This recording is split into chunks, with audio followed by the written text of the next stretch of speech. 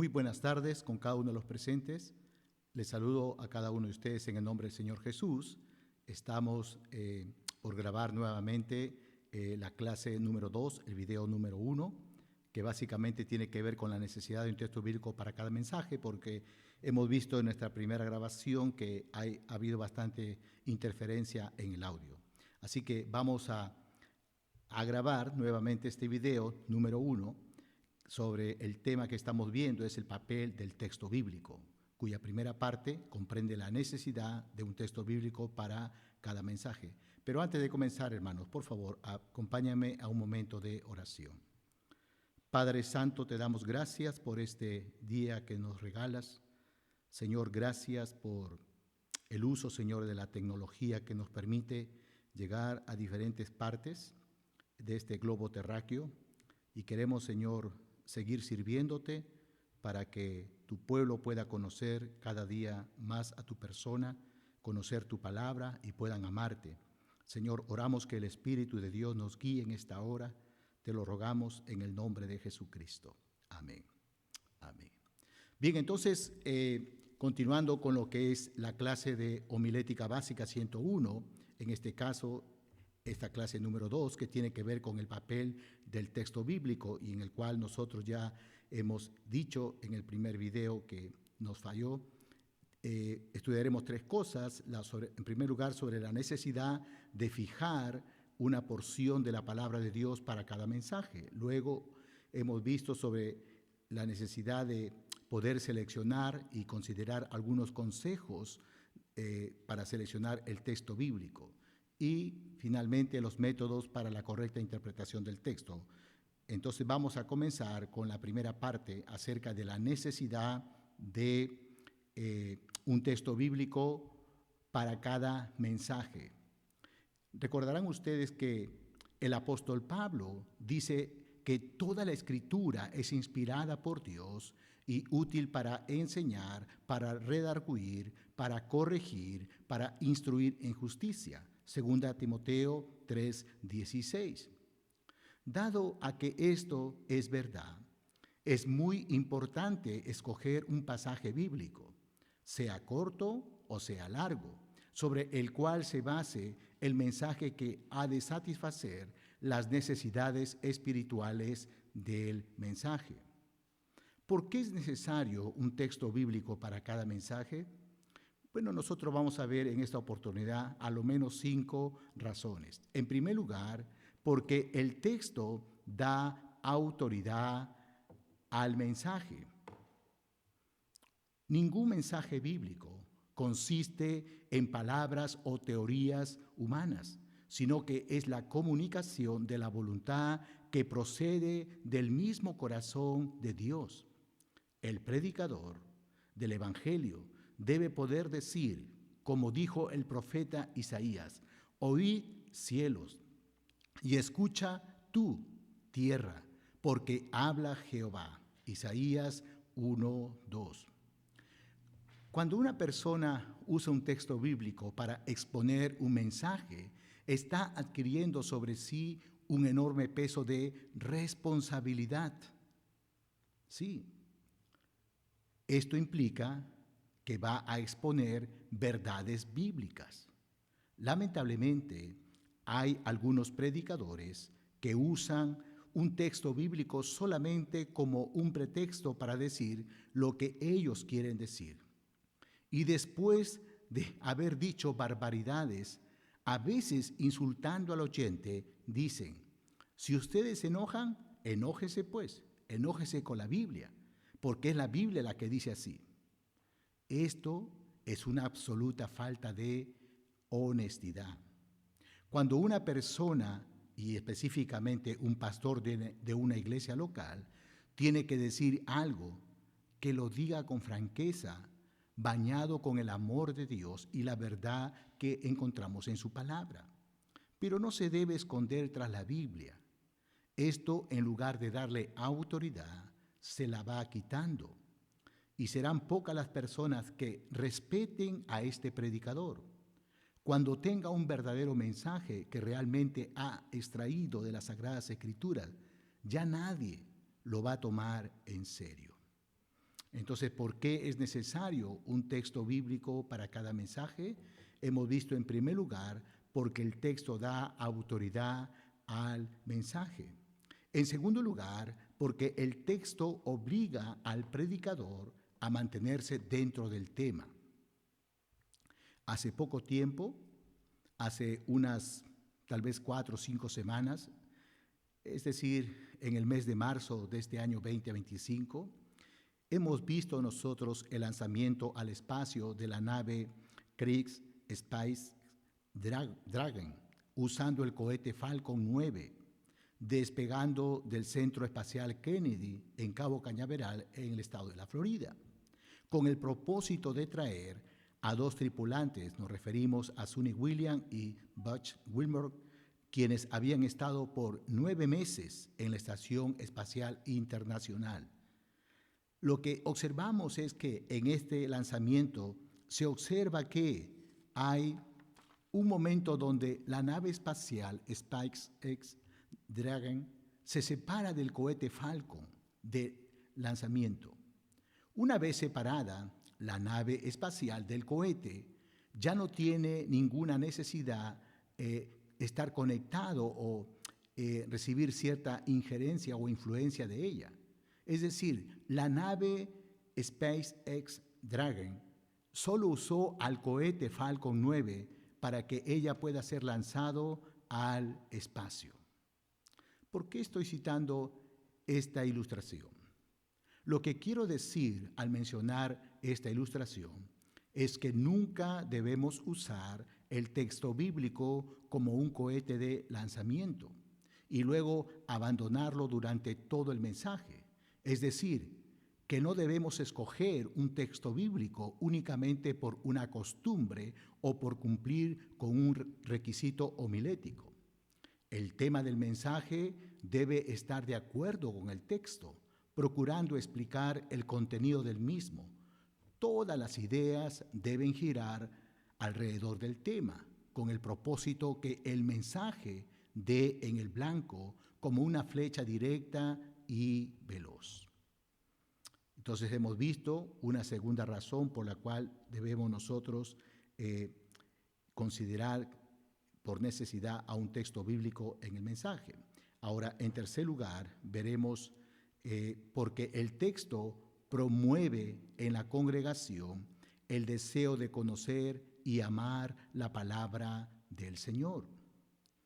Hermanos míos, la Biblia nos enseña que los cristianos se desarrollan espiritualmente cuando sienten hambre de conocer más y más a fondo las inescrutables riquezas de la palabra de Dios.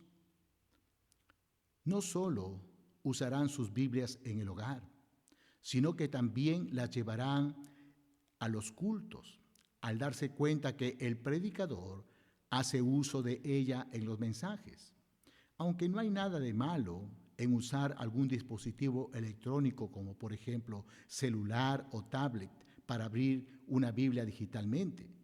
Pero si usted no tiene el control sobre estos dispositivos electrónicos, lo mejor será usar su Biblia física. Únicamente cuando el predicador bíblico expone realmente, valga la redundancia, de la Biblia, logrará que sus oyentes se unan con el salmista y puedan decir: oh, cuánto amo yo tu ley. Todo el día es ella mi meditación. Salmo 119, 97. Cuando el predicador se esfuerza realmente por profundizar en el contenido del pasaje bíblico leído, la congregación va tomándole sabor al estudio y a la meditación de la palabra de Dios.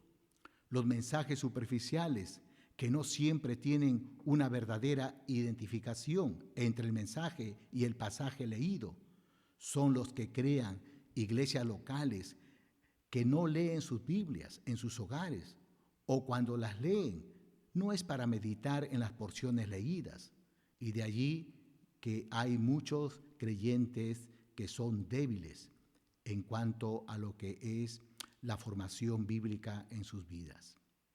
Entonces hemos visto que una tercera razón por la cual es necesario un texto bíblico para cada mensaje es porque el texto promueve en la congregación el deseo de conocer y amar la palabra de Dios. Pero hay una cuarta razón también, porque el texto ayuda a captar la atención del oyente. Un texto bien seleccionado y leído correctamente en forma atractiva capta la atención de los oyentes. No se puede predicar con efectividad sin la atención debida de parte del auditorio. Eso sería algo realmente imposible. Hay preocupaciones, ustedes y yo bien lo sabemos, que invaden y llenan la mente de los oyentes. Las personas vienen cargadas muchas veces a escuchar o a hacer parte de una reunión en la iglesia. Y por eso es muy indispensable arrancarlas de estas cosas y proyectarlas en el mensaje de la palabra de Dios.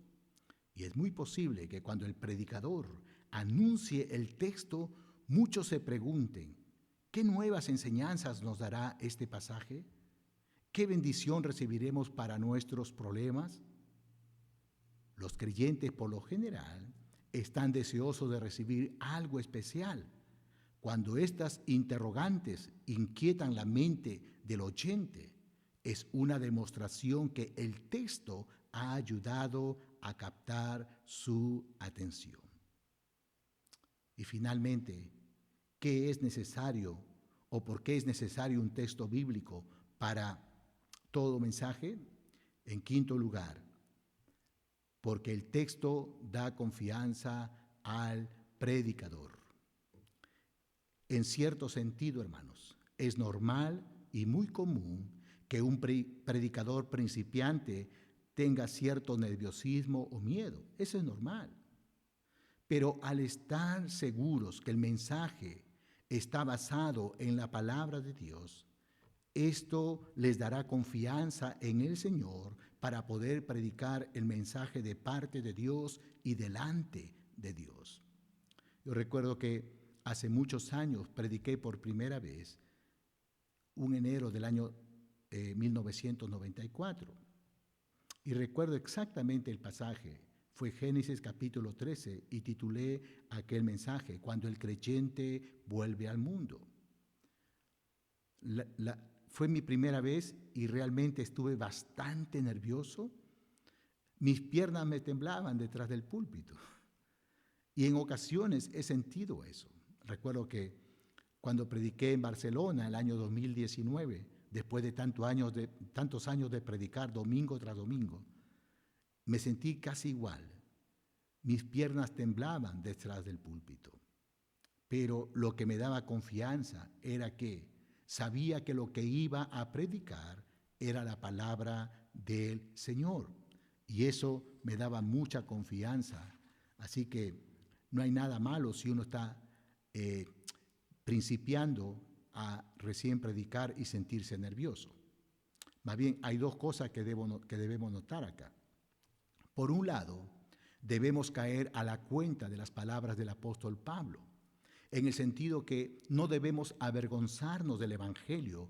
¿Por qué? Porque el Evangelio es poder de Dios para salvación a todo aquel que cree, al judío primeramente y también al griego, como dice Romanos 1:16. Pero por otro lado, debemos caer a la cuenta también de lo que dijo Pablo, estando en la iglesia en Corinto. Recordarán ustedes que en 1 Corintios capítulo 2, 1 al 5, podemos ver aquí en este gran pasaje acerca de el gran interés que debe existir para cada uno de nosotros cuando miramos cómo el apóstol Pablo desarrollaba el ministerio como misionero y también como evangelista. Y aquí Pablo nos da un testimonio muy personal de qué fue lo que intentó hacer en Corinto cuando llegó en aquella ciudad durante su segundo viaje misionero. Ahora, por razones de tiempo, yo no puedo explicar todos estos versículos del 1 al 5, pero me voy a detener brevemente en el versículo 3, donde Pablo dice: y estuve entre vosotros con debilidad y mucho temor y temblor. Alguien diría: ¿Pablo estuvo con mucho temor y temblor y debilidad? Aquel hombre que fue llevado, si en el Espíritu no lo sabemos, al tercer cielo, un hombre que fue lleno del Espíritu Santo, con tantos dones espirituales, él estaba así con debilidad y mucho temor y temblor, y la respuesta es sí. Y aquí tenemos, hermanos, una de las características del verdadero siervo de Dios. ¿Cuál es esa? Es que será muy consciente de sus propias debilidades, de sus propias limitaciones. Cuando el apóstol Pablo llegó a Corinto, eso fue lo que él sintió. Ahora, la Biblia no nos aclara por qué Pablo sintió tanto temor, tanto miedo. Pero lo que sí sabemos es que la cosa fue tan fuerte para Pablo que Cristo mismo tuvo que manifestarse a él para animarle a predicar el Evangelio, a pesar de sentirse tan débil. Usted puede leer esto en Hechos capítulo 18, 9 al 10, como Jesús mismo tuvo que animarlo. Se apareció en visión al apóstol Pablo. Parte del problema quizá era que Pablo en ese momento se sentía indigno de servir a Dios, sentía que no tenía las fuerzas para hacerlo, que los corazones de los hombres eran tan duros que él no podría convencerles y que por ende su ministerio no tendría éxito en Corinto.